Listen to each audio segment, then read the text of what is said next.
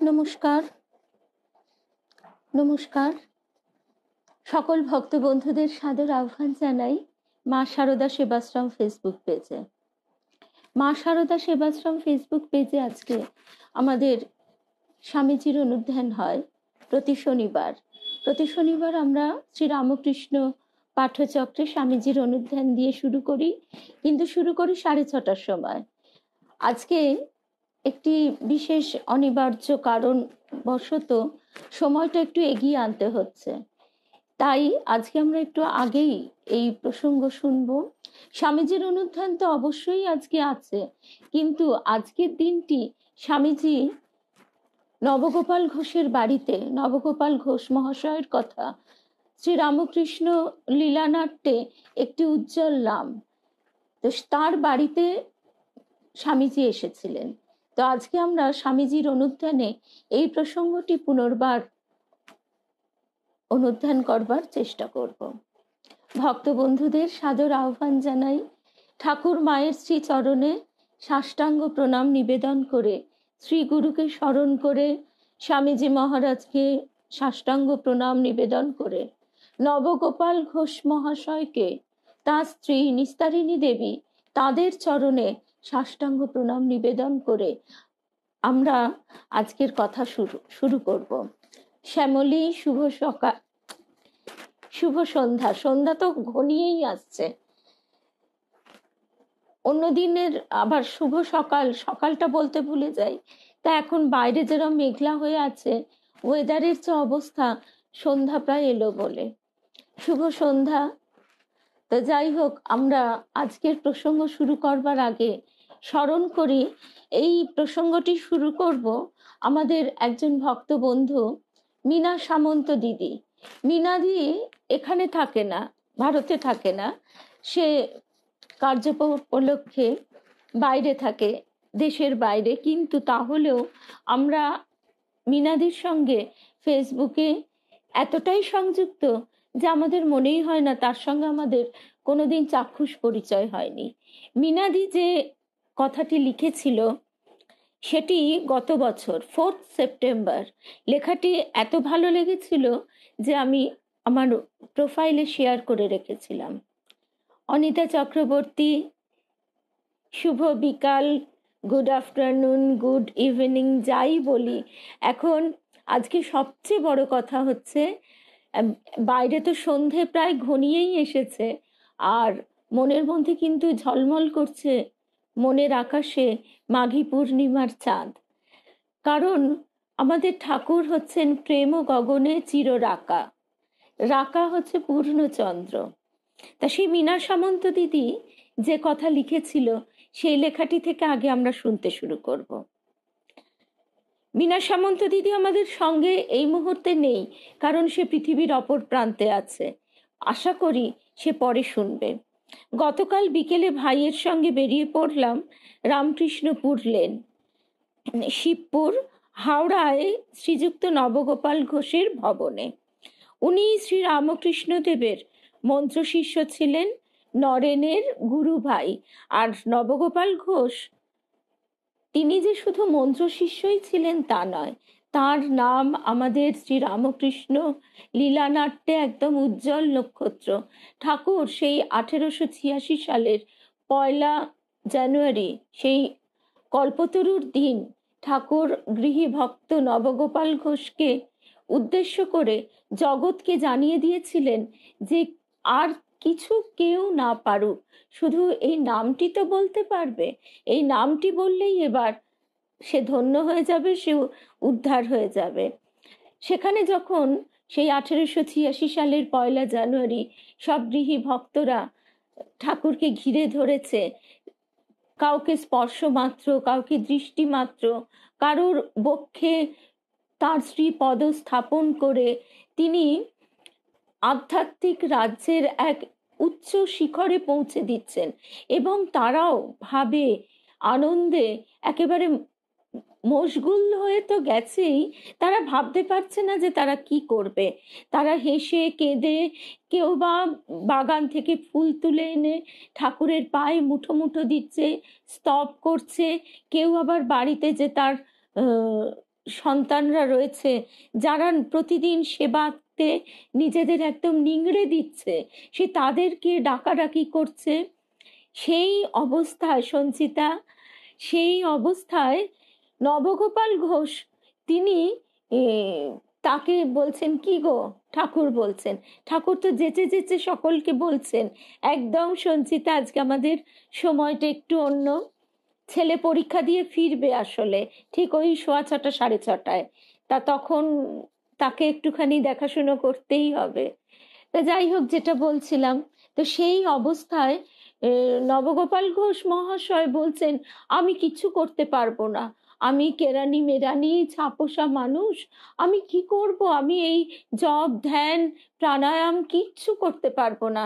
ঠাকুর তখন বলছেন যে ঠাকুর বলছেন যে কিচ্ছু করতে হবে না, তুমি প্রথমে অবশ্য ঠাকুর একটু ধ্যান করা দিয়ে শুরু করলেন। ধ্যানের কথা শুনে তো হাউমাউ করে উঠলেন নবগোপাল ঘোষ, বললেন আমি পারবো না এসব, ওইসব কিচ্ছু পারবো না, স্তব পুজো পাঠ কিচ্ছু না। একটার পর একটা অপশন দিচ্ছেন ঠাকুর, দিতে দিতে শেষকালে বললেন, আচ্ছা তুমি জয় রামকৃষ্ণ, এই রামকৃষ্ণ নামটা তো বলতে পারবে? ঠাকুর বলছেন যে এই রামকৃষ্ণ নামটা বলতে পারবে? তখন নিশ্চিন্ত হয়ে নবগোপাল ঘোষ বলছেন, হ্যাঁ তা পারবো টিঙ্কু, হ্যাঁ তা পারবো। নবগোপাল ঘোষ মশাই বলেছিলেন, আমি কেরানি মেরানি ছাপোষা মানুষ, আমি ওসব কিচ্ছু পারবো না। ঠাকুর জগৎকে জানিয়ে দিলেন যে তুমি কিছু না পারো, শুধু একটু স্মরণ মনন, একটু ভালোবাসা, আর এই রামকৃষ্ণ নামটি মুখে নিয়ে চলো। তোমার আমার মুখের কথা তোমার নাম দিয়ে দাও ধুয়ে। আমরা তাকে কি দিতে পারি? তার নামটিই তাকে দিতে পারি, তার নাম ছাড়া আমরা তাকে কি দেব? জগৎ সংসারটাই তো তার। তা সেই নবগোপাল ঘোষের বাড়িতে এই আজকে মাঘী পূর্ণিমার বিশেষ দিনে যে অপূর্ব একটি লীলানাট্য অভিনীত হয়েছিল, সে কথায় আমরা যাব। তার আগে মিনাদির ওই লেখাটি যেখান থেকে আমরা আজকে শুরু করেছিলাম সেইটা শুনি। কেননা মিনাদি হয়েছে, বললাম পিউ, শুভ সন্ধ্যা পিউ, যে কারণে সে পৃথিবীর অপর প্রান্তে থাকলেও আমরা কিরকম একসঙ্গে বাঁধা, তাই তার কথাটা, তারই লেখাটা আজকে সকাল থেকেই মনে হচ্ছে বারবার। এই বাড়িতে স্বামীজি প্রভাত ফেরি করে এসে ঠাকুরের পটটি নিজ হাতে স্থাপনা করে গিয়েছিলেন। স্বামীজি শিকাগো ধর্ম মহাসভায় গিয়ে বিশ্ব জয় করে এসেছেন। বেলুর মঠ তখন একটু একটু করে গড়ে উঠছে। আলমবাজার মঠ থেকে সপার্ষদ বিবেকানন্দ এসে নামলেন রামকৃষ্ণপুর ঘাটে। গন্তব্য নবগোপাল ঘোষ ও তার স্ত্রী নিস্তারিণী দেবীর গৃহ। আর নিস্তারিণী দেবীর কথাও আমরা কিন্তু বারে বারে শুনতে পাই, কথামৃতে পাই, ঠাকুরকে যে রূপ দেখিয়াছি সেই বইটিতে পাই। তো নিস্তারিণী দেবীর আবার সেই ঠাকুর তাকে বেড়াল রাখার দায়িত্ব দিয়েছিলেন, সেটা তো আছেই।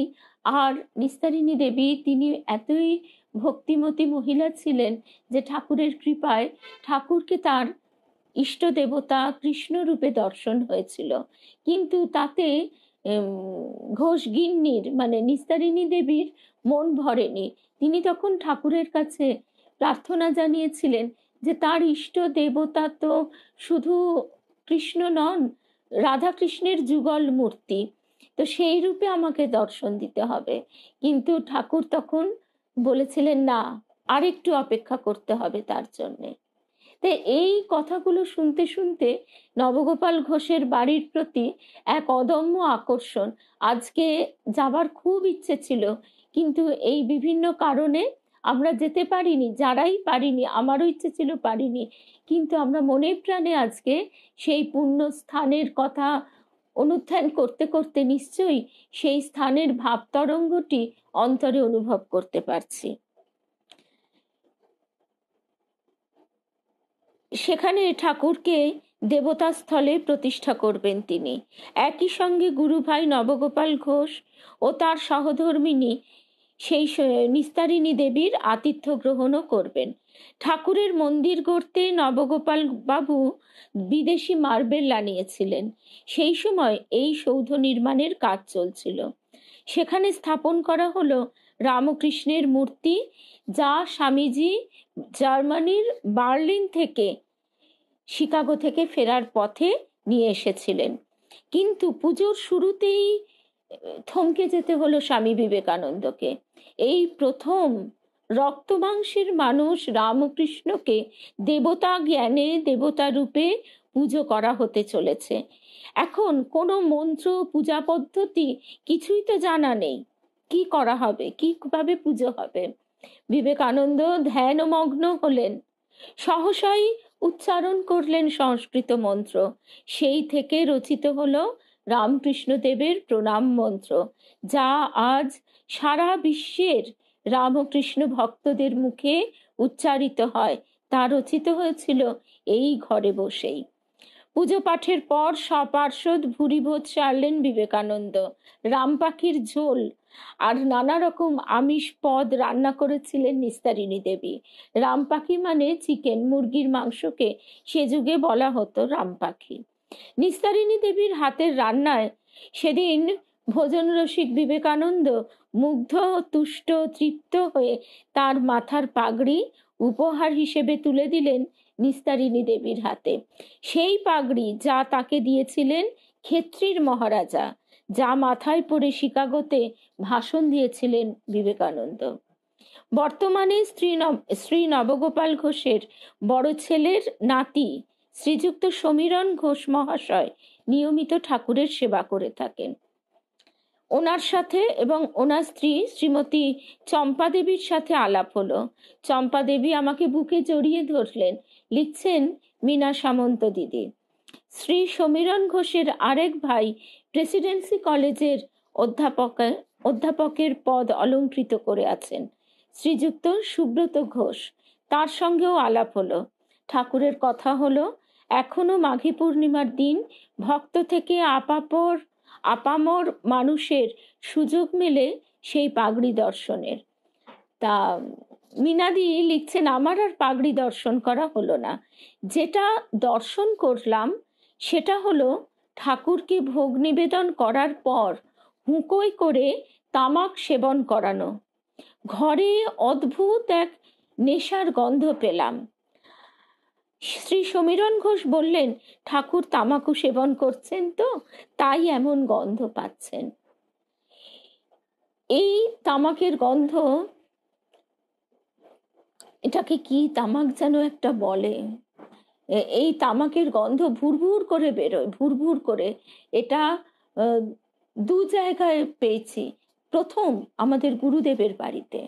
আর গুরুদেব ঠাকুর ঘর দুপুরবেলা ভোগ দেবার পর, সেই তামাক দেবার পর যখন বিকেলবেলা আমরা গেলে দরজা খোলা হতো, গুরুদেবের সঙ্গে গিয়ে আমরা দাঁড়াতাম, সে ভুরভুর করে কি তামাক বলে এটাকে আমি কিছুতেই মনে করতে পারছি না, সেই তামাকের গন্ধ একদম মানে এত মিষ্টি একটা অদ্ভুত গন্ধ, সে কি বলবো। এবং গুরুদেব কিরকম সেই মানে প্রেমে ঢলো ঢলো হয়ে গুরুদেব বলতেন, দেখেছিস আজকে প্রেম সে তামাক খেয়েছে, দেখেছিস আজকে প্রেম সে তামাক খেয়েছে। হাঁ করে শুনতাম, কি জানি ওই ওই মন বলতো, কি জানি গন্ধ তো পাচ্ছি, কিন্তু এসব কি সত্য? কিন্তু কামারপুকুরে ঠিক এইভাবেই তামাক নিবেদন করা হয় ঠাকুরকে। রাত্রে যারা কামারপুকুরে ঠাকুরের শয়ন দেখেছেন তারাও এটা জেনে থাকবেন। সে তামাক নিবেদনের পর যখন তাকে দরজা খুলে শয়ন কক্ষে নিয়ে যাওয়া হয়, তার ঘরে, সেই মাটির ঘরটিতে, সেই সময় প্রতিবার পেয়েছি বলবো না, দুবার সেই ভুরভুর করে সেই তামাকের গন্ধ বেরিয়ে আসছে। এবং সেই ক্ষণিকের জন্যে, লিখছেন মিনাদি, মনটা কোথায় যেন হারিয়ে গেল, যেন কার উপস্থিতিতে ঘরটা ভরে উঠেছে। এটা একদম সত্যি, অক্ষরে অক্ষরে সত্যি। অবাক নয়নে ঠাকুরের পটটির দিকে তাকিয়ে রইলাম। আমাদের অবাক হওয়া ছাড়া তো আর কিছু নেই। কিন্তু অবাক হয়ে আমরা এইটুকু তার কাছে প্রার্থনা করতে পারি যে সেই প্রেমের চক্ষু, ভাবের চক্ষু তুমি আমাদের দাও।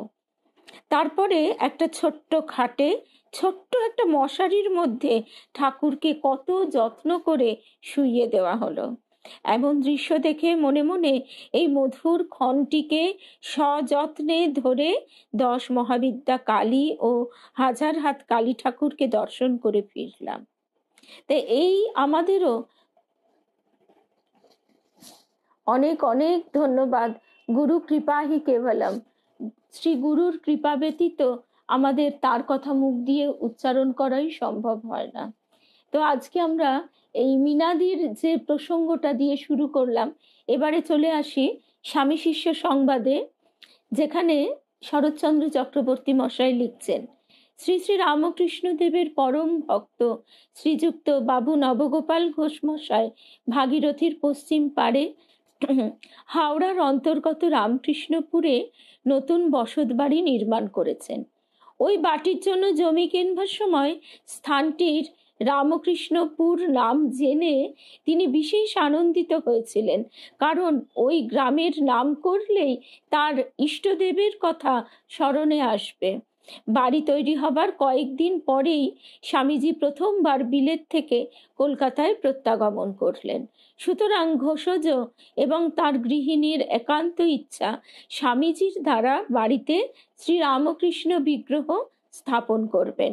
ঘোষজ মঠে গিয়ে ওই কথা কয়েকদিন পূর্বেই উত্থাপন করেছিলেন। স্বামীজিও তার প্রস্তাবে সম্মত হয়েছিলেন। নবগোপাল বাবুর বাড়িতে আজ সেই উপলক্ষে উৎসব। মঠধারী সন্ন্যাসী ও ঠাকুরের গৃহী ভক্তগণ সকলেই আজ ওই জন্য তার বাড়িতে সাদরে নিমন্ত্রিত। বাড়িটি আজ পতাকায় পরিশোভিত। সামনের ফটকে পূর্ণ ঘট, কদলী বৃক্ষ, দেবদারু পাতার তোরণ এবং আম পাতা ও পুষ্পমালার সারি জয় রামকৃষ্ণ ধ্বনিতে রামকৃষ্ণপুর আজ প্রতিধ্বনিত। মঠ থেকে 3খানি ডিঙি ভাড়া করে স্বামীজিকে নিয়ে সব মঠের যাবতীয় সন্ন্যাসী এবং বালক ব্রহ্মচারীরা রামকৃষ্ণপুরের ঘাটে উপস্থিত হলেন। স্বামীজির পরিধানে গেরুয়া রঙের বহির্বাস, মাথায় পাগড়ি, খালি পা। রামকৃষ্ণপুরের ঘাট থেকে তিনি যে পথে নবগোপাল বাবুর বাড়িতে যাবেন, সেই পথের দুধারে অগণ্য লোক তাকে দর্শন করবে বলে দাঁড়িয়ে আছে। ঘাটে নেমেই স্বামীজি দুঃখিনী ব্রাহ্মণী কোলে, কে শুয়েছ আলো করে, কেরে ওরে দিগম্বর,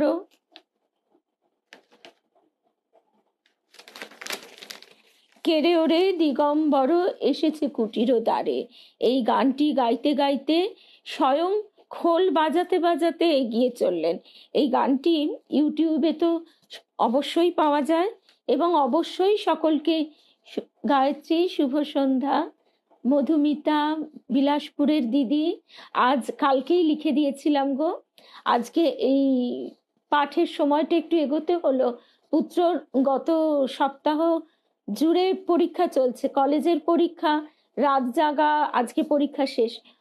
ও পরীক্ষা দিয়ে ফিরবে এই 6:20 নাগাদ। স্বাভাবিক একটু তখন তাকে দেখাশোনা করতেই হবে। আর সেই জন্য আজকে একটু এই সময়টা এখন নিশ্চিন্ত নির্বিঘ্নে আমরা সবাই একটু তার কথা শুনে নিই। দুঃখিনী ব্রাহ্মণীর কোলে কে শুয়েছে আলো করে, কেরে ওরে দিগম্বর এসেছে কুটির দ্বারে। এই গানটা স্বামীজি গাইতে গাইতে খোল বাজাতে বাজাতে এগিয়ে চলেছেন। আরো 2-3খানা খোল সঙ্গে সঙ্গে বাজতে লাগলো। ঠাকুরের এই আর তো জন্মতিথি এসে গেল। মানে এই সময়টা যে কথাগুলো আমরা শুনছি যেন আমাদের মানস চক্ষে ভেসে উঠছে, যে শিবকল্প মূর্ত মহেশ্বর স্বয়ং স্বামীজি তিনি ঠাকুরকে এইভাবে তার প্রাণের ভালোবাসা নিবেদন করে গাইতে গাইতে খোল বাজিয়ে বাজিয়ে চলেছেন। আর সমবেত ভক্তগণ সকলে সকলে সমস্বরে ওই গান ওর সঙ্গে গাইতে গাইতে পিছনে পিছনে চলতে লাগলেন। উদ্দাম নৃত্য ও মৃদঙ্গ ধ্বনিতে পথ ঘাট মুখরিত হয়ে উঠল। যেতে যেতে দলটি শ্রীযুক্ত রামলাল ডাক্তারবাবুর বাড়ির কাছে অল্পক্ষণ দাঁড়ালো।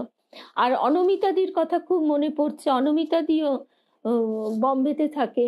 অনমিতাদি বলেছিল ফোনে আমাকে একদিন যে জানো এই হচ্ছে কপাল, যে ওইখানেই থাকতাম, ওই বাড়ির সামনে দিয়েই যাতায়াত করেছি, জানা তো দূরের কথা, কোনোদিন কোনোদিন কারোর কাছে একটা কথাও শুনতে পারিনি। আজকে এই এত দূরে বসে তাই মনের ভেতর ছটফট করে। যেতে যেতে দলটি শ্রীযুক্ত রামলাল ডাক্তারবাবুর বাড়ির কাছে কিছুক্ষণ দাঁড়ালো।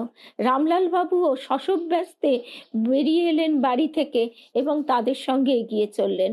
লোকে মনে করেছিল স্বামীজি কত সাজসজ্জা এবং আড়ম্বর করে আসবেন, কিন্তু যখন দেখলেন তিনি অন্যান্য মঠধারী সাধুগণের ন্যায় সামান্য পরিচ্ছদে খালি পায়ে মৃদঙ্গ বাজাতে বাজাতে আসছেন, তখন অনেকে তাকে প্রথমে চিনতেই পারলো না এবং পরস্পর পরস্পরকে অনেক অনেক ভালোবাসা গো গায়ত্রী, গায়ত্রী দি বোধহয় তুমি হবে আমার।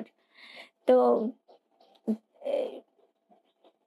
তখন প্রথমে চিনতেই পারলো না এবং ওকে জিজ্ঞাসা করছে এবং তারপর তারা নিজেরাই অবাক হয়ে বলা বলি করছে, ইনি বিশ্ববিজয়ী স্বামী বিবেকানন্দ। আজকে আমরা ওই যে বারবার ওই কথাটাই মনে হয়, কালের যে দূরত্বে আমরা দাঁড়িয়ে আছি, আজকে আমাদের কাছে সমস্তটা যেন একেবারে বিকশিত হয়ে উঠছে। কিন্তু তখন সেই স্ফুটনোন্মুখ পদ্মটিকে দেখে তার যে এই অপূর্ব রূপ ক্রমশ বিকশিত হবে সেটাও ধারণা করতে কজন পেরেছিল।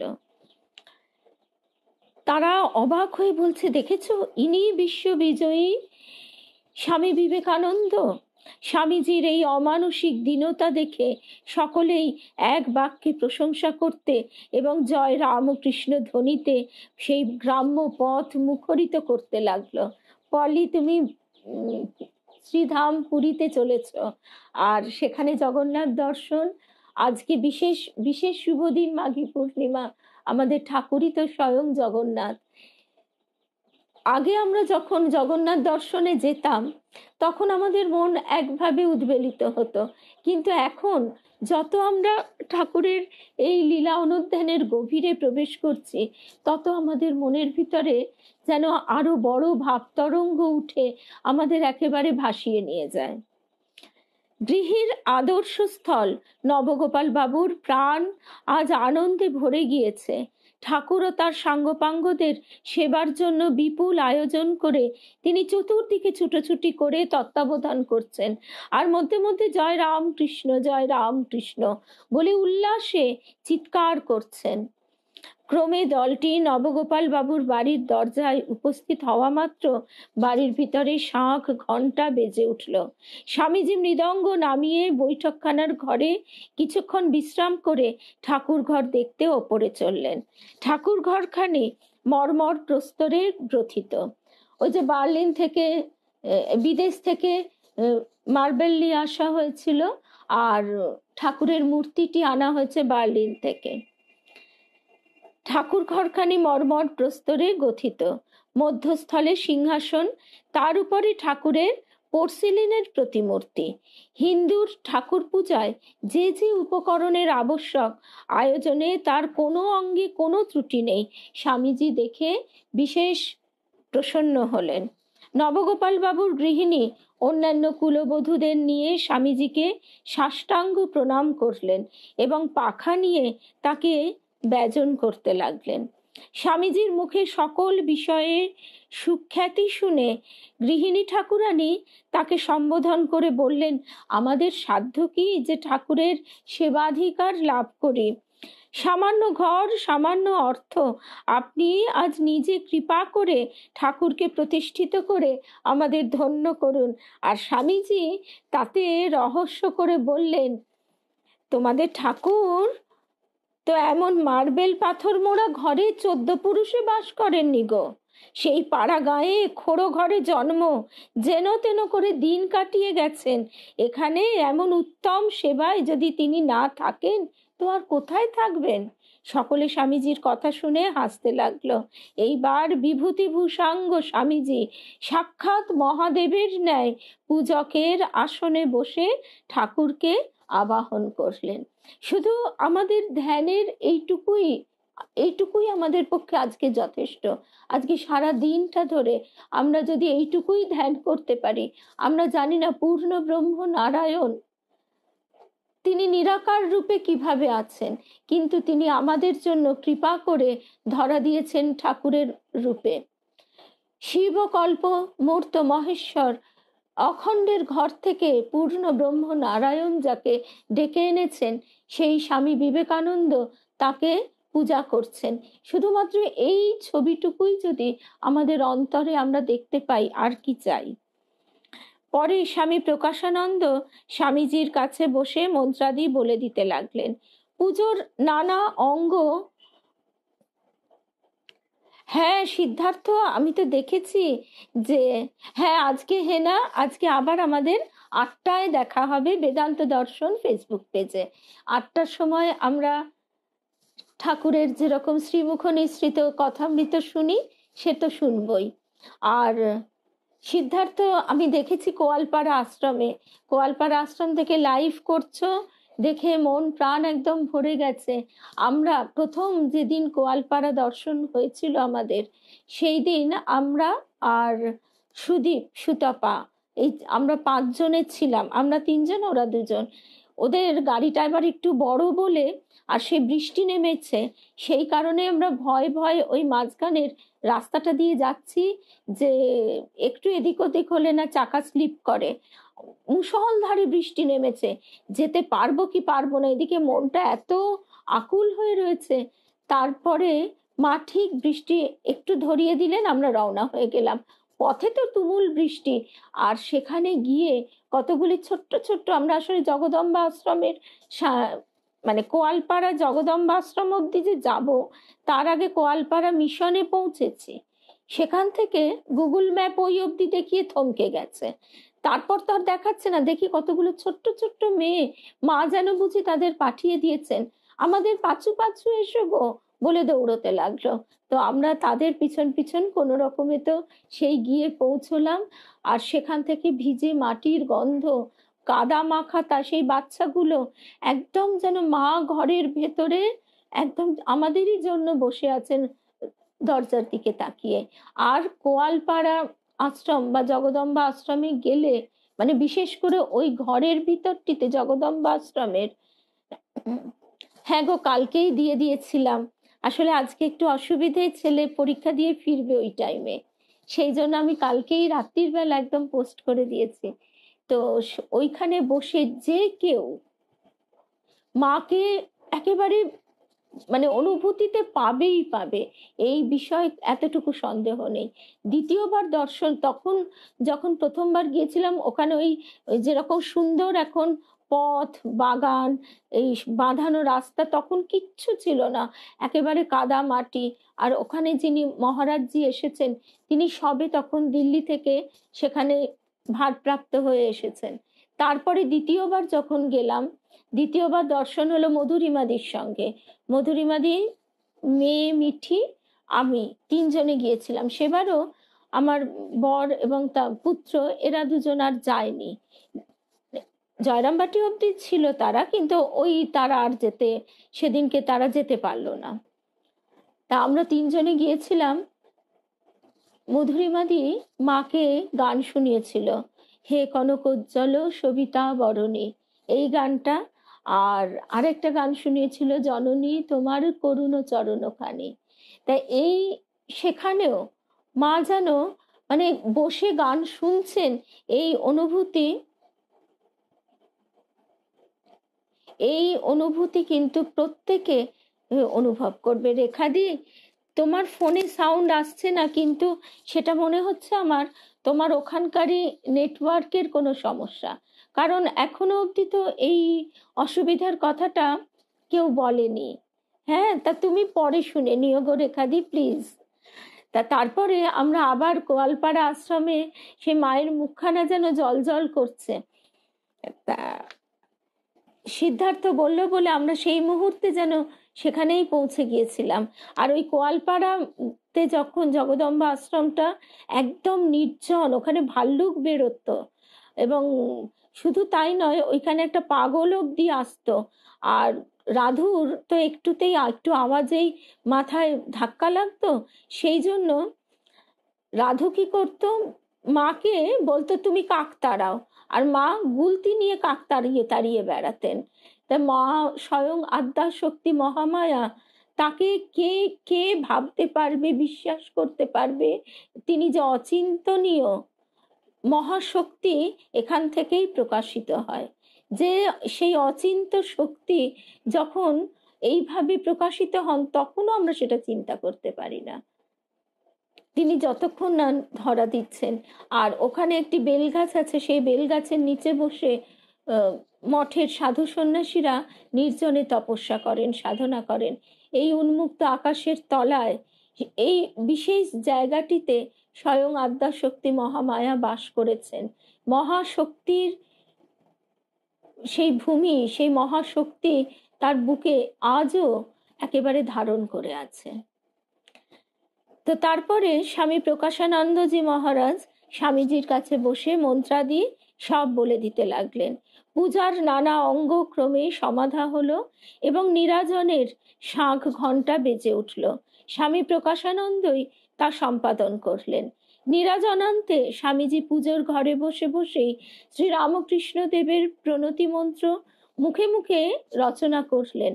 স্থাপকায় চ ধর্মস্য সর্বধর্ম স্বরূপিণে অবতার বরিষ্ঠায় রামকৃষ্ণায় তে নমঃ। সকলে এই মন্ত্র পাঠ করে ঠাকুরকে প্রণাম করলে শিষ্য ঠাকুরের একটি স্তব পাঠ করলো। এইভাবে পূজা সম্পন্ন হলো। নিচে সমাগত ভক্তমণ্ডলী এরপর কিঞ্চিত জলযোগ করে কীর্তন আরম্ভ করলেন। স্বামীজি ওপরেই রইলেন। বাড়ির মেয়েরা স্বামীজিকে প্রণাম করে ধর্ম সংক্রান্ত নানা প্রশ্ন জিজ্ঞাসা ও আশীর্বাদ গ্রহণ করতে লাগলেন। শিষ্য পরিবারের সকলকে রামকৃষ্ণগত প্রাণা দেখে অবাক হয়ে দাঁড়িয়ে রইলেন এবং তাদের সঙ্গে আপন নরজন্ম সার্থক বোধ করতে লাগলেন। এরপর ভক্তেরা প্রসাদ গ্রহণ করে আচমনান্তে নিচে গিয়ে খানিক বিশ্রাম করতে লাগলেন। ক্রমে সন্ধ্যা গমে এই ভক্ত সংঘ ছোট ছোট দলবদ্ধ হয়ে নিজ নিজ বাড়িতে ফেরবার প্রয়াস নিলেন। শিষ্য স্বামীজির সঙ্গে গাড়িতে করে রামকৃষ্ণপুরের ঘাটে নৌকায় উঠলেন এবং আনন্দে নানা কথা বলতে বলতে বাগবাজারের দিকে অগ্রসর হলেন। আজকে লাটু মহারাজের জন্মদিন। আজকে লাটু মহারাজের কথা 4:30 বাজে। খানিকক্ষণ মানে একটু স্মরণ করলে একটা কথাই বারবার মনে হচ্ছে যে লাটু মহারাজ, তিনি ঠাকুর নিজে আমাদের যে পাণ্ডিত্যাভিমান, সেইটি তিনি তো দর্পহারি মধুসূদন, তাই তিনি একেবারে এমনভাবে এলেন যে তার কাছে পাণ্ডিত্য ঘেঁষতে ভয় পায়। তার হচ্ছে জ্ঞান, জ্ঞান আর পাণ্ডিত্যের তফাৎ তিনি আমাদের তার জীবনের মধ্যে দিয়ে বুঝিয়ে দিলেন। কাকে বলে জ্ঞান আর কাকে বলে পাণ্ডিত্য। পাণ্ডিত্য অহংকার এনে দেয়, আর জ্ঞান আমাদের সেই অহংকার থেকে দূরে নিয়ে যায়। এবার সেই লাটু মহারাজের কথা যদি আমরা একটুখানি স্মরণ করি, তার আগে আরেকটা যে কথাটা মনে পড়ছিল, লাটু মহারাজ তিনি রাখতু রাম তো তার নাম, তিনি বিহারের ছাপড়া জেলা থেকে বলরাম বাবুর বাড়িতে কর্মচারী হয়ে তো এসেছিলেন। আমরা এই যে যাদের এত নিচু চোখে দেখি, চাকর বাকর, ঝি চাকর এরকম ভাবি, কত অহংকার আমাদের, ঠাকুর তাকে ফুলের মতন তুলে নিলেন। মানে এটাও অদ্ভুত, আমাদের কতভাবে ঠাকুর এই অহংকার থেকে দূরে সরানোর শিক্ষাটা দিচ্ছেন। তারপরে নিজে তো ঠাকুর ওই রকম চালকলা বাঁধা বিদ্যা শিখবেন না তো বললেনই, আবার যোগের পর বিয়োগও শিখতে পারলেন না, কারণ তিনি তো সবকিছু যুক্ত করতেই এসেছেন, সমন্বয় করতে। তারপর তিনি আবার পড়াতে বসালেন লাটুকে, সে অকে ও আ বলে। তখন ঠাকুর বলছেন, ওরে তুই যদি অকে আ বলিস তাহলে আকে কি বলবি, যা তোর আর পড়তে হবে না।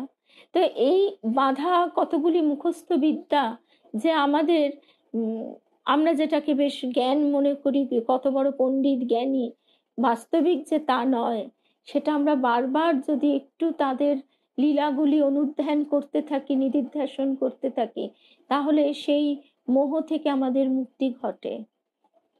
আর তারপর স্বামীজি যে কথাটা বলেছেন, স্বামীজি বলছেন যে তার নাম এই কারণেই অদ্ভুতানন্দ রাখা হয়েছিল যে সত্যি ঠাকুরের যে এই পুষ্পস্তবক তার পার্শ্বদের নিয়ে, সেখানে তার অবস্থান সত্যি অদ্ভুত। তিনি একদম নিরক্ষর। ঠাকুর আবার মজা করে বলতেন যে লরেন আমাকে যতটা মুখ্য ভাবে, আমি আবার ততটা মুখ্য নই, নাম সই করতে পারি। আর লাটু মহারাজ তিনি তো আবার একেবারেই নিরক্ষর। স্বামীজি বলছেন যে তাকে এই পথে এগোতে হয়েছে শুধুমাত্র জপ ধ্যানের মাধ্যমে। শুধু ধ্যান, জপ ধ্যানের মাধ্যম ছাড়া আর কোনো কিছু তার পাথেও ছিল না। পুরুষকারের মধ্যে কৃপা তো আমরা সেটা এখন বলছি না, স্বামীজির কথাটাই আমরা বোঝবার চেষ্টা করছি। স্বামীজি বলছেন আমাদের শাস্ত্র পাঠ ছিল, স্বাধ্যায় ছিল, আমাদের বিতর্ক আলোচনার মধ্যে দিয়ে আমরা যে সময় জপ ধ্যান করতে না পারি, সেই সময়টা মনের আপলিফটমেন্টের কথা ভাবতে পারতাম, কিন্তু ওর পক্ষে তো আর কিছুই ছিল না। এবং লাটু মহারাজ কম্বল মুড়ি দিয়ে রাতের পর রাত জেগে সেই ধ্যানে নিমগ্ন হয়ে যেতেন। আবার ঠাকুর বলছেন লাটু মহারাজকে, ওরে নেটো, তুই এখানে বসে যার ধ্যান করছিস, সে যে নবতের রুটি বেলবার লোক পায় না। তাই লাটু মহারাজ আমাদের পরবর্তীকালে বলছেন যে ঠাকুর যদি মা ঠাকুরুনকে চিনিয়ে না দিতেন, তাহলে হামনে চিনতে পারতাম না। তা পরম পূজনীয় স্বামী প্রিয়ব্রতানন্দজি মহারাজ, তিনি তার একটা নোট আমাদের এই ফেসবুকেই উপহার দিয়েছিলেন। পরবর্তীকালে বই আকারে বেরোবার দিকে মানে সেই প্রস্তুতি নেওয়া হচ্ছে। প্রথম বইটি কিন্তু বেরিয়ে গেছে এবং অনলাইনেও সংগ্রহ করা যাবে। গোলপার্কের যে ওয়েবসাইট আছে, সেই ওয়েবসাইটে দেখবেন স্বামী প্রিয়ব্রতানন্দজি মহারাজ, বেলুর মঠের ছবি দেওয়া আছে বইয়ের ওপরেই। এবং বইটির নাম হচ্ছে, বইটির নামটা খুব বড়, মহাপ্রাণ জীবনের লীলা চিন্তন, ঐশী জগতের কিছু কথা। তা সেই মহারাজজি যখন ব্রহ্মচারী ছিলেন, সেই সময় তার যে ব্যক্তিগত, ও বইটি পেয়েছ, সেই ডায়েরি থেকে তিনি তার নোট থেকে কতগুলি বিশেষ বিশেষ সূত্র তার লেখা ছিল, সেইটি থেকেই আমরা আজকে একটু শুনি। কায় মনোবাক্যে যদি ব্রহ্মচারী হতে পারিস, তবেই ভগবানকে জানতে বেশি দেরি হবে না। কায় মনোবাক্যে যদি ব্রহ্মচারী হতে পারিস, ঠাকুর বলতেন যে 12 বছর যে ব্রহ্মচর্য পালন করে তার গায়ে পদ্মগন্ধ বেরোয়। মা বলছেন পদ্মফুল ফোটে। ব্রহ্মচর্য মানে পূর্ণ শুদ্ধ ভাব, রিপুর উত্তেজনাকে নষ্ট করে দিয়ে মহাপবিত্র হওয়া। যারা নারী মাত্রকেই মাতৃজ্ঞান করেন, তারাই যথার্থ ব্রহ্মচারী। সাধুর কখনো সমালোচনা করতে নেই, যার যেমন ভাব তেমন লাভ। তাদের শ্রদ্ধার চোখে দেখলে নিজেরই মঙ্গল। সাধু না হলে সাধু চিনতে পারে না, তা সে যত বড় লোকই হোক না কেন। গীতা অন্য কাউকে শোনাচ্ছি এমন মনে করে পাঠ করবে না, ভগবানের কথা তাকেই শোনাচ্ছি এইভাবে পাঠ করলে মনে শুদ্ধি অশুদ্ধির জন্য কোনো সংকোচ বোধ হবে না। তারপর মন মুখ এক করাই হচ্ছে সাধন ভজনের উদ্দেশ্য। ইষ্টের প্রতি মনকে একাগ্র করাই হচ্ছে সাধন। সাধন ভজন না করলে কি রাগ অভিমান যায়? তারপর বলছেন সবসময় নিজেরই দোষ দেখবে, ভুলেও পরের নিন্দা ও চর্চা করবে না। পরনিন্দা মহাপাপ, ওতে মন ছোট হয়ে যায়। পরনিন্দা পরচর্চা আত্মাকে কলুষিত করে। দোষ দেখার স্বভাব হলে শুধু দোষই চোখে পড়ে, কারণ দোষে গুণে মানুষ।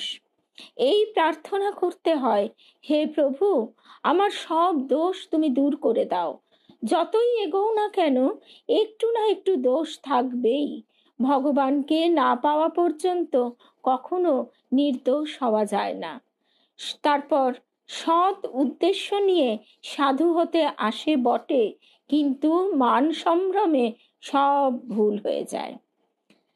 তারপর বলছেন, সাপের লেজে পা পড়লে যেমন সে ফোঁস করে ওঠে, তেমনি কাঁচা সাধুকে কেউ একটা ছোট বড় কথা বললে সে রাগে গড়গড় করতে থাকে। হয়তো রাগ সামলাতে না পেরে দুটো গাল দিয়ে ফেলে, কিন্তু যে পাকা সাধু তার মনকে কিছুতেই টলানো যায় না, পাহাড়ের মতো অচল অটল থাকে। তার যে প্রত্যক্ষ উপলব্ধি হয়েছে যে তিনিই ভগবান, এই সব সেজে খেলা করছেন, কাউকে হাসাচ্ছেন, কাউকে কাঁদাচ্ছেন। নিন্দা স্তুতি গালিগালাজ যা কিছু বলো সবই তার খেলা, বই তো আর কিছু নয়। এই রহস্যটা বুঝতে পারলে আর কোনো ঝগড়া থাকে না। তারপর বলছেন, সাধু সব ত্যাগ করতে পারে, কিন্তু তার অভিমান সহজে যেতে চায় না।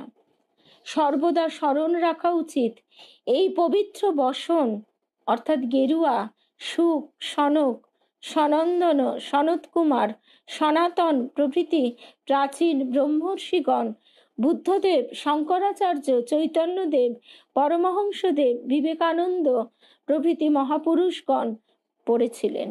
আমিও যেন তাদেরই পদাঙ্ক অনুসরণ করে ধন্য হয়ে যাই, তবে সাধু বেঁচে যাবে।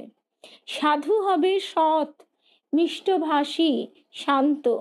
কেউ আর কিছু না পারলেও দুটো মিষ্টি কথা বলে অন্যদের আপ্যায়িত করবে। আমাদের গুরুদেব এই কথাটা বারবার বলতেন, তুমি আর কিছু না পারো, দুটো মিষ্টি কথা তো বলতে পারো।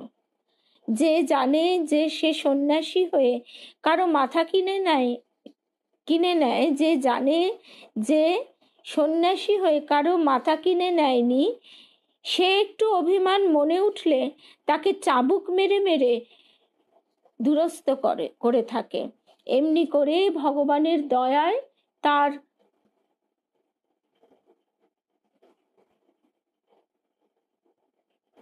অনেক অনেক ভালোবাসা গো। আর এমনি করে ভগবানের দয়ায় তার অভিমান টুটে যায়। সাধুর পক্ষে লৌকিকতা খুব খারাপ।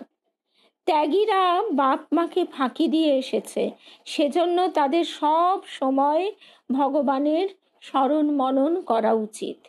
দুটো কড়া কথা কেউ বললে গায়ে কি লেগে থাকে? দুটো শব্দ বইতো না, কিছু মনে করতে নেই, ছুঁড়ে ফেলে দিতে হয়। কি অদ্ভুত আমাদের সংসারে! আমাদের তো সব সময় মনের ভেতর এটাই হচ্ছে, ও আমাকে এই বললো, ওই বললো, আর সেটাই মনের মধ্যে বারবার ওই বিক্ষিপ্ত হতে থাকে, মনটাকে চঞ্চল করতে থাকে। দুটো কড়া কথা কেউ বললে গায়ে কি লেগে থাকে? দুটো শব্দ বইতো না, কিছু মনে করতে নেই, ছুঁড়ে ফেলে দিতে হয়। আমি আছি আর আমার ইষ্ট আছে, জগতে আর কেউ নেই, এ ভাব হলে চিত্তশুদ্ধি হবে, একেই বলে ধ্যান। যে ঠিক ঠিক সন্ন্যাস নেবে সে জীবকে অভয় দেবে, সে এক ভগবান ছাড়া আর কারো ভালোবাসা চায় না। নম্রতা সকলকেই দেখানো ভালো বটে, বিশেষত বিনয় ও নম্রতা সাধু, গুরু ও ইষ্টকে দেখাবে। তারা তোমার মনের ভাব বুঝতে পারেন। তার অপরকে অধিক নম্রতা দেখানো ভালো নয়, তারা তোমার মনের ভাব না বুঝে তোমায় চেপে ধরবে। আর তারপরে আজকে মাঘী পূর্ণিমা, আজকে নিত্যানন্দ মহাপ্রভুর জন্মতিথি, তাই আমরা ভাগবত থেকে ছোট্ট একটু কথা শুনে আজকের প্রসঙ্গ শেষ করব। চৈতন্য চরিতামৃতে বলা হচ্ছে যে যারা ভক্ত তারা যে নিজ অঙ্গ সাজায় তা আমার জন্য, আমি সুখী হব কিনা তাই তারা আয়নায় দেখে। আমাকে দেখে গোবিন্দ সুখী হবেন তো, তাই তারা সাজায়। অর্থাৎ আমরা যখন মানে আমাদের সাধারণভাবে কি হয়, আমাদের সাজগোজ করবার উদ্দেশ্য হচ্ছে লোককে দেখানো, কিন্তু শারদেশ্বরী আশ্রমে গেলে অদ্ভুত মায়েরা সেখানে কি সুন্দর পরিপাটি চুলটুল আঁচড়ে একেবারে যেন পরিপূর্ণ মূর্তি, পরিপূর্ণ একদম মা মা গন্ধ বেরোচ্ছে গা থেকে। একেবারে হাতে শাখার মানে বলয়, শঙ্খ বলয়, গেরুয়া কাপড়, লাল পাড়ওয়ালা, চুলটি পরিপাটি করে আঁচড়ে খোঁপা বাঁধা। তারা কেন সাজে? আমাকে দেখে গোবিন্দ সুখী হবেন তো। লালজিকে তো একেবারে বুকে ধরে চলেন, বুকে ধরে তাদের যাপন। তো সেই লালজি ছোট্ট শিশু, তার কখনো ভাল লাগে মা যদি ওরকম পাগলির মতন হয়ে থাকে? তা তো লাগবে না। তাই লালজিকে বুকে নিয়ে তার সেবা করবার জন্য তাদের ভিতরে যে অপূর্ব মাতৃমূর্তির প্রকাশ, সেইটি দেখলে এই কথাটি মানে বুঝতে পারা যায় যে আমাকে দেখে গোবিন্দ সুখী হবেন তো, তাই তারা সাজে। তাদের পরে আমার নিগূঢ় প্রেমের পাত্র আর কেউ নেই। গোপী ধর্ম হলো কৃষ্ণ আনুগত্য, কৃষ্ণ সুখাইক তাৎপর্য। ভক্তি ভগবানকেও সুখী করে, আনন্দময়কে আনন্দিত করে। ভক্তি এত প্রভাবান্বিত বস্তু যে আনন্দময় গোবিন্দকেও অতিশয় আনন্দ দান করে। এই হলো ভক্তির স্বরূপ। সেই ভক্তি ভক্ত যাজন করছে, তাতে তার দুঃখ নিবৃত্তি হচ্ছে কিনা তা সে জানে না, সে চায়ও না। ভক্তির কাছে কোনোদিন সে বলবে না যে আমি এত হরিনাম করছি, আমার দুঃখটা নিবৃত্তি হয়ে যাক। ভক্তি লতা, বহু কৃপায় মানুষের অন্তরে ভক্তি লতার জন্ম হয়। ভক্তির কাছে কোনো দিন সে বলবে না যে আমি এত হরিনাম করছি, আমার দুঃখটা নিবৃত্তি হয়ে যাক। কারণ এটা ভক্তি যোগের লক্ষণ নয়, ভক্তের লক্ষণ নয়। আমার কর্মফলে যা হয় হোক, কিন্তু ভজনকে ভাঙবে না। হিরে বিক্রি করে যেমন কোনো বুদ্ধিমান বিচুলি কেনে না, সেই রকম কোনো ভক্ত ভজনকে বিক্রি করে দুঃখ নিবৃত্তি বা রোগ নিরাময় চাইবে না।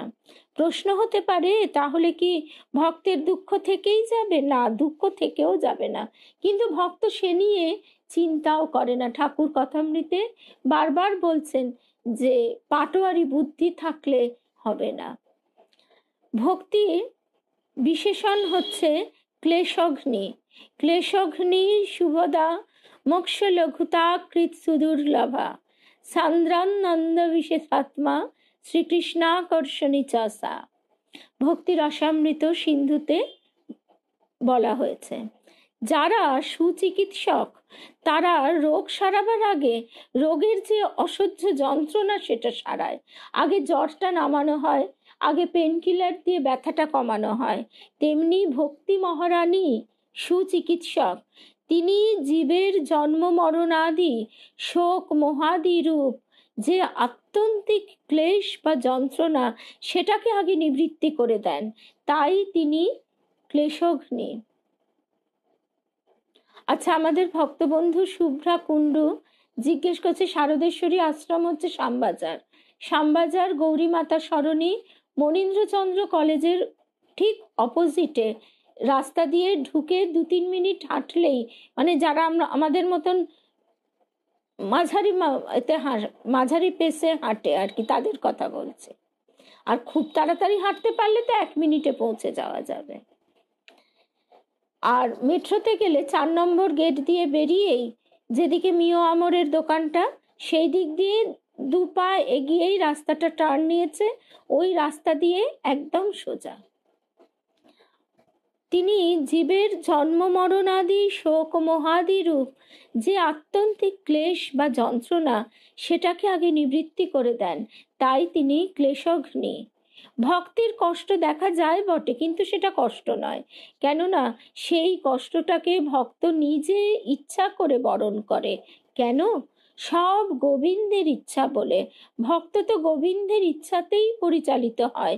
যেমন আপনার যদি কিছু টাকা থাকে, তাহলে আপনি লুকিয়ে রাখেন এবং ব্যবহারে দেখান যেন আপনার কিছু নেই। কারণ চোরে যদি জানতে পারে আপনার কাছে অনেক টাকা আছে, তাহলে চুরি করে নেবে। সেই রকম ভক্তি ধন যার আছে সেও এইভাবে থাকে। তা না হলে এমন অনেক চোর মায়ার রাজ্যে আছে যারা সেই ভক্তি ধন চুরি করে নিয়ে যাবে। তাই মহাজনগণ বলেছেন, বৈষ্ণবের ক্রীড়া মুদ্রা বিজ্ঞে না বুঝায়, আছয়ে সকল সিদ্ধি দেখিতে দুর্গতি। খেতে পায় না, পরনের কাপড় পায় না, রোগের ওষুধ পায় না, এই যে দেখিতে দুর্গতি, কিন্তু আছয়ে সকল সিদ্ধি। এইটা যদি কারোর দেখতে হয় তাহলে তাকে শারদেশ্বরী আশ্রমে একবার যেতেই হবে। যারা গোবিন্দকে বশীভূত করেছে তাদের রুটি বশীভূত করা আর কতটুকু কাজ, মানে আহার। সেদিন আমাদের মা বলছেন, তিনি খাচ্ছেন বলেই তো আমরা খাচ্ছি, জগৎ খাচ্ছে। তিনি হাসছেন বলেই তো আমরা হাসছি, জগৎ হাসছে। কিন্তু তারা তা করে না, কারণ গরিব সেজে না থাকলে যেমন ধন রক্ষা হয় না, তেমনি বৈরাগ্যবান না হলে ভক্তি ধন রক্ষা হয় না। শুভ সন্ধ্যা শিখা। তাই তারা ভক্তি ধন ঢেকে রাখার উপায় করেছে। এটা ভক্ত নিজে করে অথবা গোবিন্দের ইচ্ছায় করে। গোবিন্দ ইচ্ছা করে কি করেন? ভক্তকে রক্ষা করেন ওই সব অবস্থা দিয়ে, পাছে তার ভক্তি ধন চুরি যায়। এইভাবে গোবিন্দের ইচ্ছায় ভক্ত রক্ষিত হয়। তাকে দেখে লোকে বলে, আহারে, এতদিন ধরে ভজন করছে, এই তো ব্যাধি হয়ে গেল, অতএব তার কাছে আর কেউ যাবে না। তাকে সাধু বলে, বৈষ্ণব বলে ভাবে না, মহাত্মা বলে পায়ের ধুলো নেয় না। এইভাবে গোবিন্দ রক্ষা করেন। শুভ সন্ধ্যা নন্দিনী। আমরা এবার আজকে পলি আমাদের প্রথমেই বললো জগন্নাথ ধামে যাচ্ছি, জগন্নাথ দর্শনে। তা আজকে আমরা দেখছি, যেখান থেকে আমরা শুনছি, এইখানে আজকে আমাদের শেষ প্রসঙ্গে আমরা চলে আসছি। এই শেষ প্রসঙ্গটি হচ্ছে একটি খুব সুন্দর গল্প। যেমন জগন্নাথী মাধব দাস ছিলেন ভক্ত। জগন্নাথের সঙ্গে ছিল তার সখ্য প্রেম। একদিন জগন্নাথ সেই বৃদ্ধ মাধব দাসকে রাত্রিবেলা গিয়ে বলছেন, এই মাধব, চল চল কাঁঠাল চুরি করতে যাই। মাধব দাস বললে, আমি বুড়ো মানুষ, তোমার সঙ্গে যাব কাঁঠাল চুরি করতে? বললেন, হ্যাঁ চল, আমি পারবো না। জগন্নাথ বললেন, চল না আমার সঙ্গে, তোকে চুরি করতে হবে না, আমি কাঁঠাল চুরি করব। মাধব দাস তখন বলছে, কেন বিপদে ফেলবে আমাকে? কিন্তু জগন্নাথের কথা তো বুড়ো আর ফেলতে পারে না। বুড়ো মাধব দাস, বুড়ো চলেছে, ঊর্ধ্বশ্বাসে চলেছে। একজন লোকের কাঁঠাল বাগান, কাঁটা তারের বেড়া দেওয়া আছে। জগন্নাথ লাফিয়ে পার হয়েছেন, আর মাধব দাস বুড়ো মানুষ, লাফাতে পারে না, তাকে তুলে ধরে পার করে নিয়েছেন। মাধব দাস তখন বলছে, তুমি তো এখন পার করে দিলে, তারপর যাব কেমন করে গো? যাবার সময় কি হবে? তখন জগন্নাথ বলছেন, তখন ব্যবস্থা হবে। ব্যবস্থা যে কি হবে তা কিন্তু কেউ জানে না, কিন্তু জগন্নাথ বলে দিয়েছেন ব্যবস্থা হবে। তাই মাধব দাস নিশ্চিন্ত আছে। তারপর মাধব দাসের কাঁধে চেপে কাঁঠাল গাছে উঠেছে, কাঁঠাল পেড়েছে, কাঁঠাল পেড়ে নিচে ধুম করে ফেলে দিয়েছে। যেই ধপ করে একটা শব্দ হয়েছে, বাগানের মালি সে শব্দ পেয়ে সঙ্গে সঙ্গে ছুটে এসেছে, কেড়ে কেড়ে বলে দৌড়ে এসেছে। এদিকে কেড়ে বলার সঙ্গে সঙ্গে গাছ থেকে লাফিয়ে পড়ে কাঁটা তারের বেড়া ডিঙিয়ে জগন্নাথ পালিয়েছে।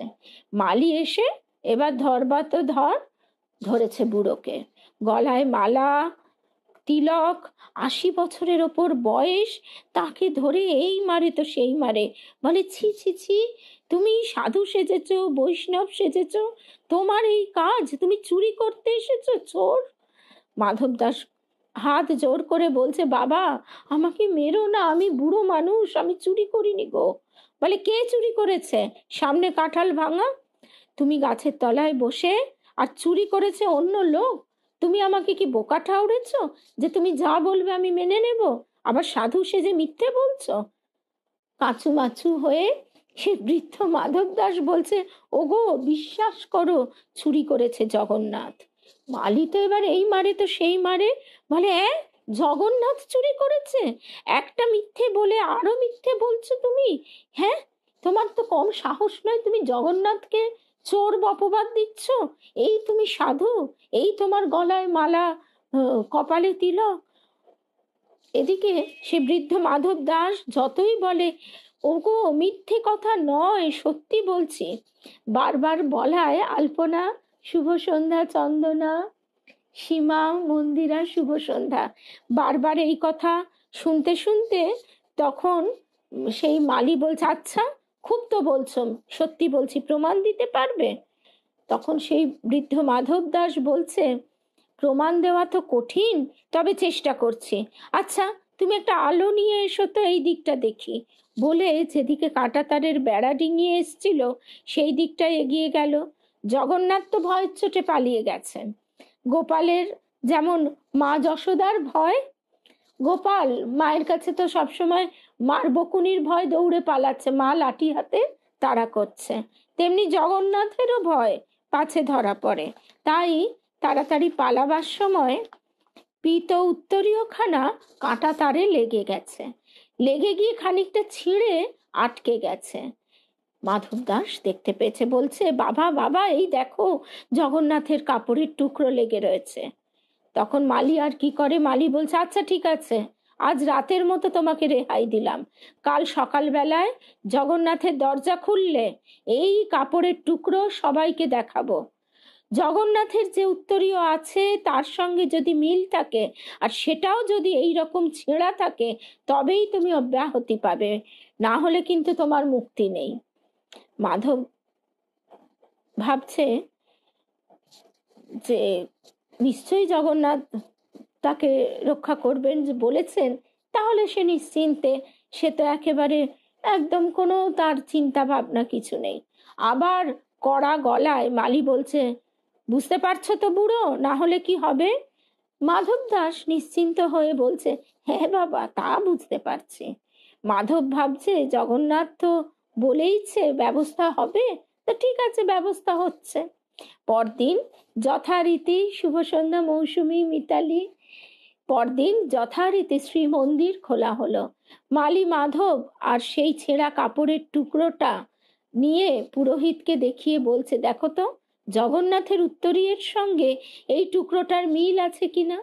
তখন পূজারী দেখলো জগন্নাথের কাপড় ছেঁড়া, মিলিয়ে দেখলো উত্তরীয়ের টুকরোই বটে। তখন মাধব দাসের মহিমা আরো বেড়ে গেল। মাধব দাস ভাবলো, এইবার তো মহিমা ঢাকা যাবে না, ভক্তি ধন চুরি যাবে মহিমা চোরের কাছে। তখন মাধব দাস একটা নির্জন বনে চলে গেল, যেখানে কোনো মানুষ সাধারণত যায় না, কদাচিৎ এক আধটা লোক যাতায়াত করে।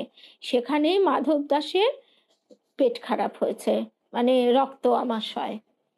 সেই ব্যাধিতে মাধব দাস একেবারে কাতর হয়ে পড়েছে, বারে বারে শৌচে যাচ্ছে, কিন্তু এমন দুর্বল হয়ে পড়েছে যে লোটা নিয়ে আর জল শৌচ করবার ক্ষমতাও নেই। বনের মধ্যে ক্ষেতের ধারে গিয়ে বসে আছে। সেই অবস্থায় বসে বসে ভাবছেন, যখন কেউ এদিকে আসবে বলবে লোটাতে জল আছে, একটু ঢেলে দেবে, কিন্তু কেউ আসে না, কেউ আসে না। এমন সময় দেখছে কে যেন পেছন থেকে জল ঢালছে, জল পড়ছে। মাধব দাস শৌচ করছে, মনে মনে ভাবছে, তাহলে বুঝি কোনো দয়ালু ব্যক্তি আমার অবস্থাটা জেনে বুঝে জল ঢেলে দিচ্ছে। শৌচ করতে করতে মাধব দাস তখন ঘাড় বেঁকিয়ে একবার দেখলো, ওমা, দেখে জগন্নাথ স্বয়ং জল ঢালছে। অবাক হয়ে বলছে, তুমি? হ্যাঁ আমি। তুমি এমন নিন্দিত কর্ম করছো, এ কি, ছি ছি ছি ছি। তাতে কি হয়েছে? না না না, এইরকম কর্মেতে লক্ষ্মী ঠাকুরানী অত্যন্ত ব্যথা পাবেন, তিনি নিন্দা করবেন, তিনি কষ্ট পাবেন, এমন কাজ করো না। সখ্য প্রেম, না না, তাতে কিছু হবে না। আমি জল ঢাললে তোর আপত্তি কি? লক্ষ্মী যা বলে বলুক, তোমার জল ঢাল আমি সহ্য করতে পারি না, তার থেকে বরং আমার ব্যাধিটা ভালো করে দাও। তখন জগন্নাথ বললেন, মাধব রে, তোর ব্যাধিটা ভালো করে দেওয়া কি খুব বেশি কথা? ব্যাধি ভালো করে দেওয়াটা তো আমার পক্ষে কতটুকু, কিন্তু তোর শৌচের জল ঢেলে দিয়ে আমার যে সুখ, সেই সুখ তো আমি পাবো না। সেই জন্যই তোর ব্যাধিটা রেখে দিয়েছি, না হলে কখন ভালো করে দিতাম। তোর সেবা করে যে সুখ, সেই সুখ পাবো কোথায়? ঠাকুর যে বলতেন, ভক্ত ভগবান ভাগবত। এই অপূর্ব লীলা কথাটি শুনে আজকে আমাদের প্রসঙ্গ শেষ হলো, কিন্তু একটা নিবেদন সকলের কাছে। এই আবেদনটি আমাদের অগ্নিভ মা শারদা সেবাশ্রমের অগ্নিভ আমাদের সকলের কাছে রেখেছে। ও সেই নিবেদনটি আমার প্রোফাইলে আমি শেয়ারও করেছি, আর সেখানে সমস্ত ডিটেল দেওয়া আছে। সকলের অবগতির জন্য জানানো যাচ্ছে যে আগামী 2রা চৈত্র 16/3/24 মানে 16ই মার্চ শনিবার মা শারদা সেবাশ্রমের কলকাতা কার্যালয়ে বার্ষিক পূজানুষ্ঠান আয়োজিত হবে বর্ষপূর্তি উপলক্ষে। ঠাকুরমা স্বামীজির বিশেষ পূজা, এছাড়া মা শারদা সেবাশ্রমের পরিচালনায় উক্ত দিনে সন্ন্যাসী সন্ন্যাসিনী, বিশিষ্ট বক্তা, সঙ্গীত শিল্পীদের উপস্থিতিতে একটি ভক্ত সম্মেলনেরও আয়োজন করা হবে। পরে আমরা সেই সূচিটি দেখতে পাবো। এই উপলক্ষে আপনার সবান্ধব উপস্থিতি আমাদের একান্ত কাম্য। দিব্যত্রয়ীর আশীর্বাদ সকলের উপর বর্ষিত হোক। পূজা উপলক্ষে যে কোনো দান সাদরে গৃহীত হবে। শুভানুধ্যায়ী অগ্নিভ মুখোপাধ্যায়। ছেলেটা এখনো লেখাপড়া করে। সৌরভ সবে চাকরি পেয়েছে। কতটুকুই বা তাদের মানে পুঁজি, কিন্তু তাদের পুঁজি, মূল পুঁজি হচ্ছে ভক্তিধন। তাদের কর্মের শিবজ্ঞানে জীব সেবা, এই কর্মের উদ্যম, ঠাকুর মায়ের কৃপা, স্বয়ং স্বামী স্মরণানন্দজি অধ্যক্ষ মহারাজ তাদের আশীর্বাণী পাঠিয়েছেন। সেটা আমি নিজেই পড়ে শুনিয়েছিলাম এই পাঠচক্রে। তাই সকলের কাছে একান্ত অনুরোধ যে আমরা যে যা পারি, 50-100 বিন্দু বিন্দু করেই তো সিন্ধু হয়, যে যা পারি আমরা যদি সেই কাজে হাত লাগাই, তাহলে দেখব যে ঠিক সেই কাজটি সুসম্পন্ন হয়েছে। ঠাকুরের জন্য তো একটা মালা কিনতেও কত টাকা লেগে যায়। তাই আমরা যে যতটুকু পারি, নিজেদের সাজগোজ, শাড়ি, পোশাক আশাক, এসব তো অনেক হলো। তাই এখন যদি আমরা আমাদের কাছে যার কাছে যতটুকু পুঁজি ঠাকুর মায়ের সেবায় লাগাতে পারি, অর্থের সদ্ব্যয় হয়। আর এখানেই সব ডিটেল দেওয়া আছে। সুতরাং যা কিছু সব কিছু এখান থেকেই পাওয়া যাবে। আমার সঙ্গে ব্যক্তিগত যোগাযোগের দরকার নেই, কারণ আমিও তার কাছে প্রার্থনা রাখি যে এই সেবায় যেন আমিও হাত লাগাতে পারি। সকলের কাছে এই প্রার্থনাটুকু রইল। জয় রামকৃষ্ণ। এই যে আমি আবার এটা শেয়ার করে দেব, এখানে এই সমস্ত গুগল পে করলে কি করে করবে, এইচডিএফসি ব্যাংকের সমস্ত যা যা লাগে আর কি ডিটেল সব দেওয়া আছে। এবং শুধু তাই নয়, ভারতীয় আয়করের 80G ধারায় সব করমুক্ত হয়, তবে আধার নাম্বার, প্যান নাম্বার অবশ্যই পাঠাতে হবে। তাহলে আজকে আমরা এখানেই শেষ করছি। জয় রামকৃষ্ণ। আবার আমাদের দেখা হবে 8টায়, আজকেই 8টায় বেদান্ত দর্শন ফেসবুক পেজে। আমরা কথামৃত অনুধ্যানের মধ্যে দিয়ে ঠাকুরের সান্নিধ্য লাভ করব। জয় রামকৃষ্ণ।